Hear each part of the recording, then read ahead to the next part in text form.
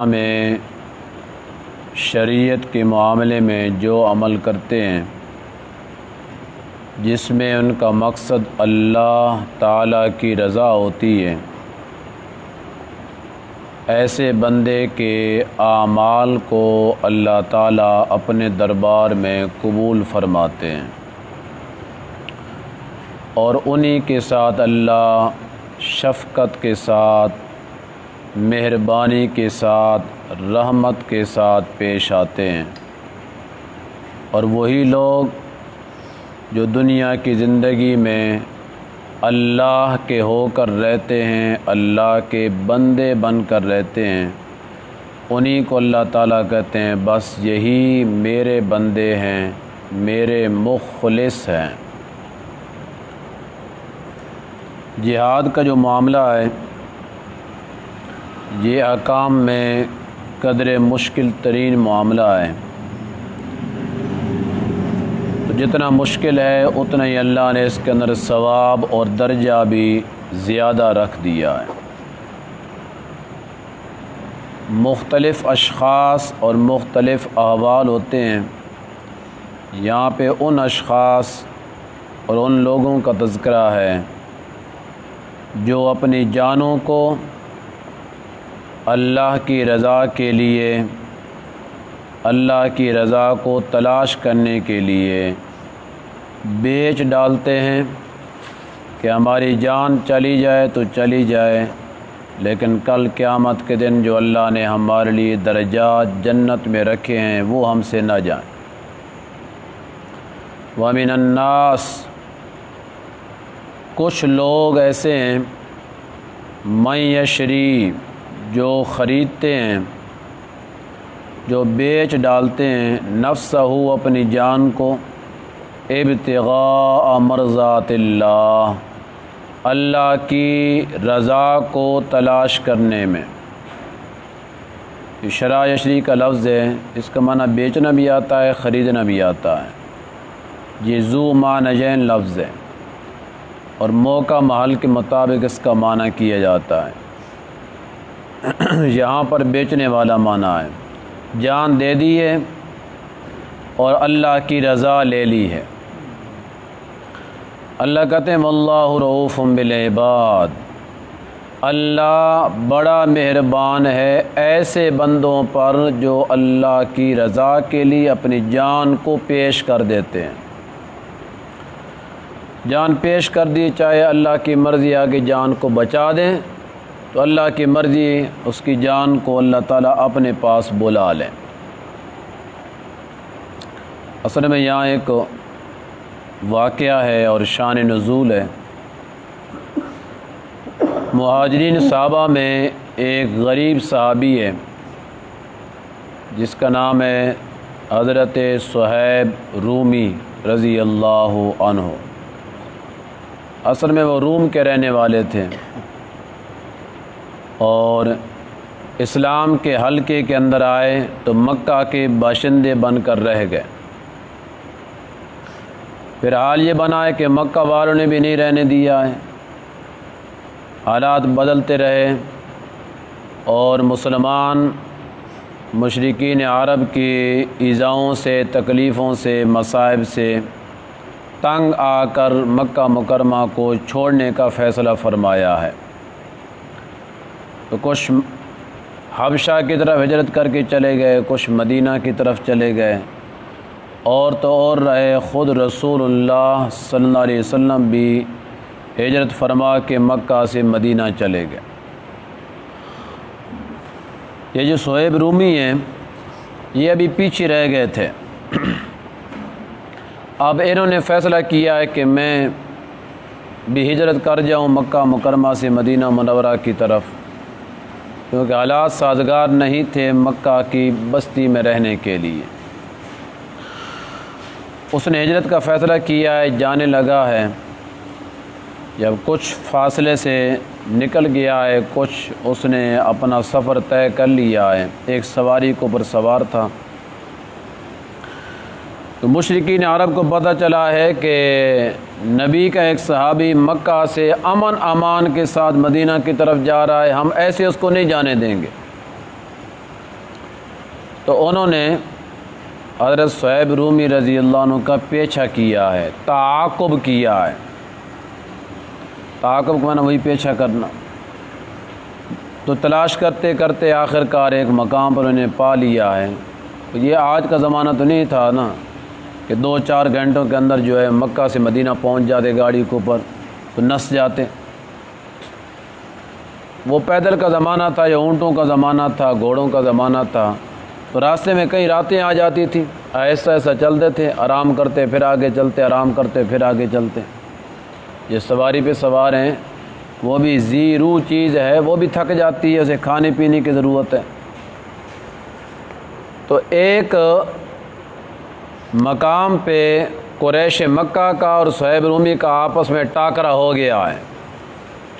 یہ اکیلا آدمی تھا، ادھر سے آنے والے بہت سارے تھے۔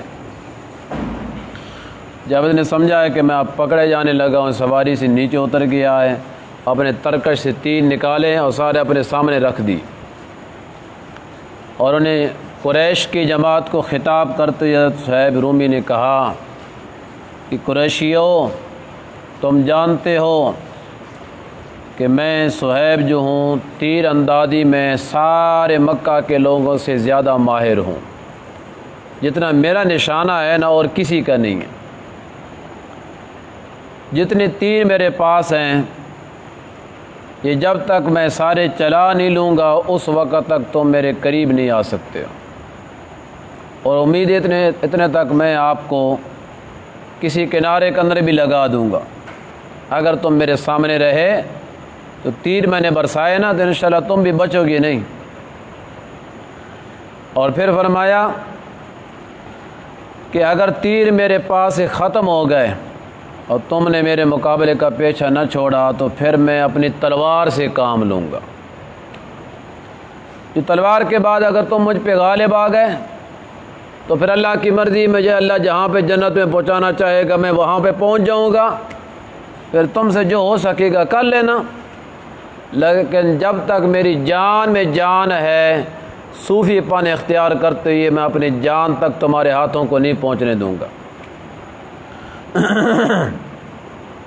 اتنی بھی نرم مزاجی نہیں ہونی چاہیے کہ کوئی مارنے کے لیے آ جائے تو بیٹھ کر استغفار پڑھتے رہیں، یہ کوئی تک نہیں ہے۔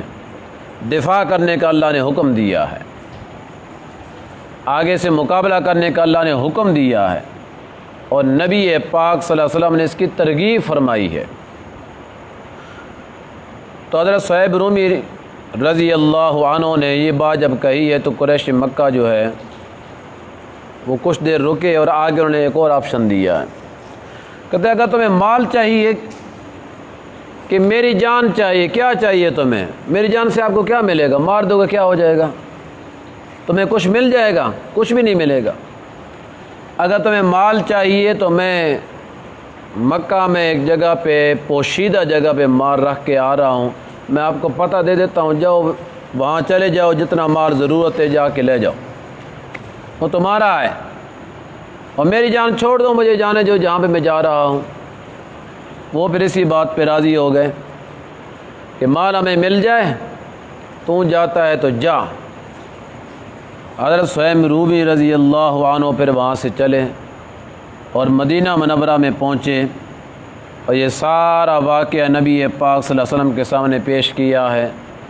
تو آپ صلی اللہ علیہ وسلم نے فرمایا حضرت صہیب کو کہ واہ، بڑی بہترین آپ نے تجارت کی ہے اور بڑی نفع بخش آپ نے تجارت کی ہے، اور اسی کے بارے میں اللہ نے قرآن نازل کر دیا ہے، وَمِنَ النَّاسِ مَن يَشْرِي نَفْسَهُ ابْتِغَاءَ مَرْضَاتِ اللَّهِ، کچھ لوگ ایسے بھی ہیں جنہوں نے خریدا ہے، جنہوں نے بیچا ہے نفسہ، اپنی جان کو، ابتغاء مرضات اللہ، اللہ کی مرضی تلاش کرنے کے لیے، جس کی نیت کی گواہی، جس کے خلوص کی گواہی، جس کی للہیت کی گواہی اللہ اپنے عرشوں سے دے رہا ہے، اس کی نیت میں کوئی شک ہو سکتا ہے؟ کبھی نہیں ہو سکتا۔ اللہ کہتے ہیں صہیب رومی جو کہہ رہا ہے سچ کہہ رہا ہے، دل سے ہو کر اس نے سارا کام کیا ہے۔ واللہ رؤوف بالعباد، اور اللہ بڑا مہربان ہے ایسے بندوں پر جو اللہ کے ہو کر رہنے والے ہیں، اللہ پہ بھروسہ رکھنے والے ہیں، اللہ پہ توکل رکھنے والے ہیں۔ تو اس نے اپنی جان تو پیش کر دی تھی نا، لیکن اللہ نے اس کی جان کو بچا دیا ہے۔ اگر اللہ چاہتے تو وہاں پہ اللہ تعالیٰ اس کی جان کو قربان بھی کروا سکتے تھے۔ اور نبی پاک صلی اللہ علیہ وسلم نے جو معروف مشہور واقعہ ہے کہ 70 قاری ایک مقام کی طرف بحیثیت استاد ہونے کے بھیجے تھے، اور ظالموں نے 70 قاریوں کو ایک ہی دن میں شہید کر دیا تھا۔ وہ 70 تھے، وہ شہید ہو گئے ہیں، اور وہ ایک تھا، اللہ نے اسے اکیلے کو بچا لیا ہے۔ تو جس کی زندگی جتنی اللہ نے رکھی ہوتی ہے اتنی بندہ گزارتا ہے۔ تو جو مجاہد ہوتا ہے نا، وہ اگر بچ کر واپس آ جائے تب بھی کامیاب ہے، غازی اس کا نام ہوتا ہے۔ اور اگر وہ بچ کر واپس نہ آئے، اس مقام پہ قتل ہو جائے، پھر اس کا نام بن جاتا ہے شہید، پھر وہ پہلے سے بھی زیادہ کامیاب ہوتا ہے۔